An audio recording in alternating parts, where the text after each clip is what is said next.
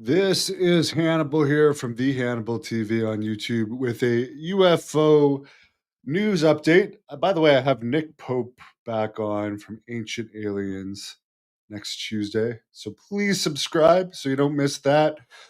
Lou Elizondo, who testified at a congressional hearing related to UAPs last year, also had a written response to the House Oversight Committee regarding the hearing on unidentified anomalous phenomena.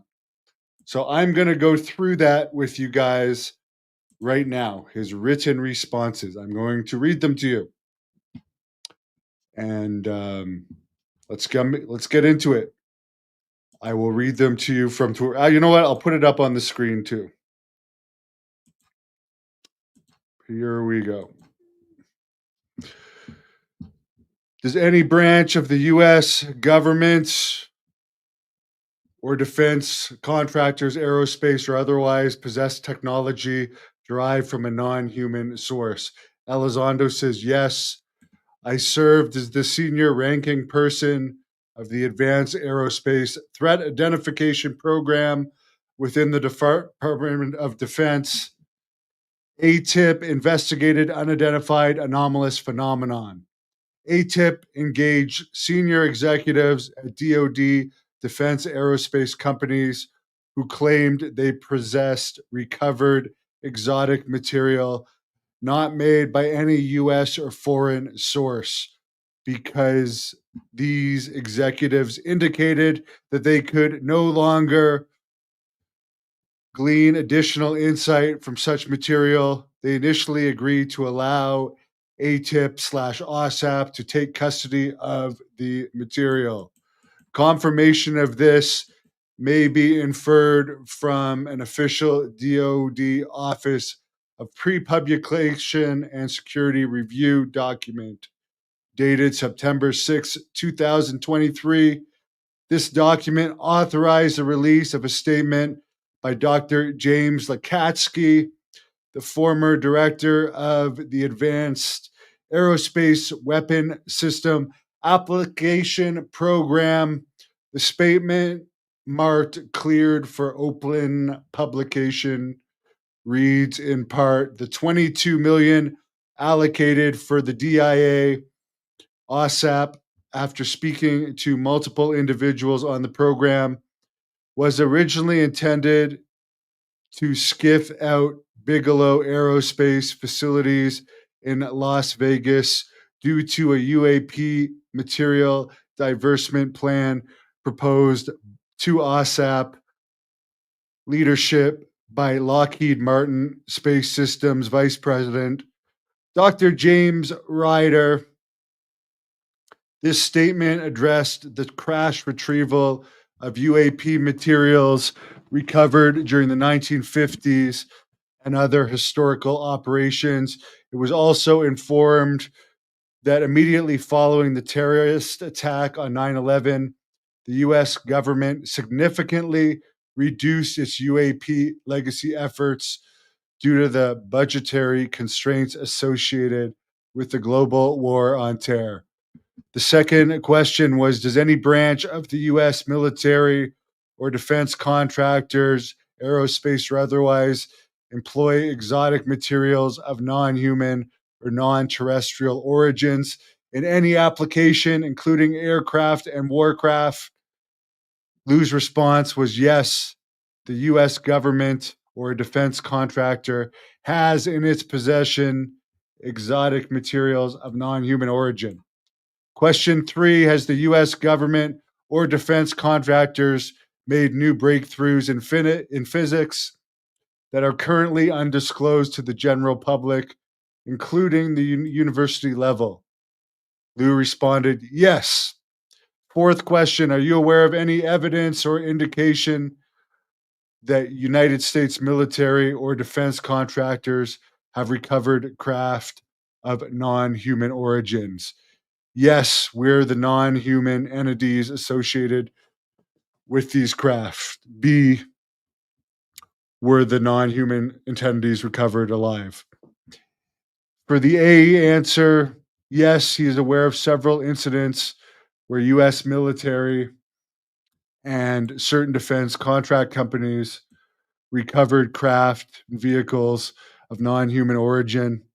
In some cases, biological specimens were recovered from such crashes. B, he is unaware if any of these specimens were alive at the time of recovery.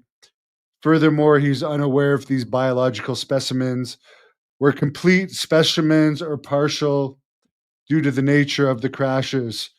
Several key scientists associated with both OSAP and ATIP were part of a conversation sponsored by the White House in approximately 2004 to determine if the US public was prepared for the acknowledgement of UAPs by the US government.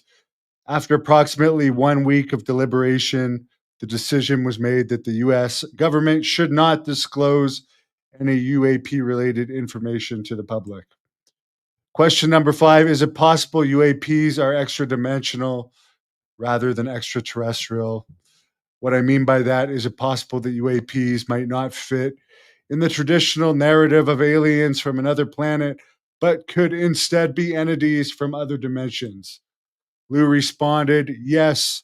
Several scientists from within ATIP proposed that UAP may have interdimensional or even cryptozoological origins, leveraging cutting edge knowledge of quantum physics and human consciousness. Some scientists suggest that non human intelligence, potentially responsible for operating certain UAP, might be as integral to our environment as other natural phenomena. However, we currently lack the tools to observe or measure them using conventional scientific methods. Another hypothesis put forth by ATIP scientists suggests that UAP may originate from the depths of our oceans. There is a well documented correlation between large bodies of water and UAP activity, which could explain why the US Navy has reported more incidents than to any other service. Notably, as of June 2024, the National Oceanic and Atmospheric Administration reported that only 26.1% of the global seafloor has been mapped by modern high resolution technology. See, and just to say on that, I definitely believe some of these are crypto terrestrial, that these are some of these things are already on our planet, uh, located somewhere that we cannot see. Let's get into question 6. Are you aware of the recent claims made by journalist Christopher Sharp regarding Bigelow Aerospace, Lockheed Martin, and the CIA allegedly blocking the transfer of materials of advanced non-human origin? Response, yes, the CIA opposed the transfer of materials of advanced non-human origin from Lockheed Martin to Bigelow Aerospace. Question 7, can you confirm or deny the attempt to transfer non-human technology to Bigelow Aerospace from Lockheed Martin during your time at ATIP? Yes, I can confirm that specific facilities were identified to enable Bigelow Aerospace to acquire and securely store recovered UAP materials as the new custodian following their transfer from Lockheed Martin. These facilities included locations in the Las Vegas area and a newly built hangar at the Paxient River National Naval Air Station, sorry. Specifically, the Pax River hangar was designed to facilitate the transfer of future materials via air and river. The hangar was purpose built to meet the requirements of a special access program facility and was capable of accommodating materials at any classification level. I was informed that the funding for the hangar approximately 10 million, was allocated at the request of then Representative Steny Hoyer. I have visited this facility. However, as it was new construction at the time, no materials had yet been transferred. Question 8, how was it determined that Lockheed Martin had such non-human technology to begin with? If so, how was it confirmed by Lockheed Martin? Mr. Elizondo says, I am unable to answer this question due to lack of direct knowledge.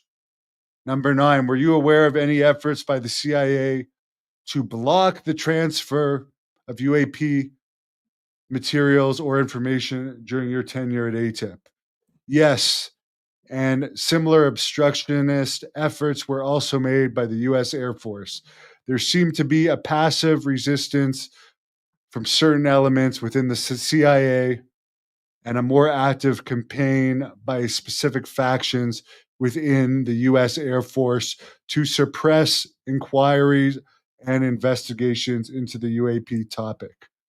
Question 10, do you believe that the CIA or other government agencies are actively working to conceal UAP related information from the public?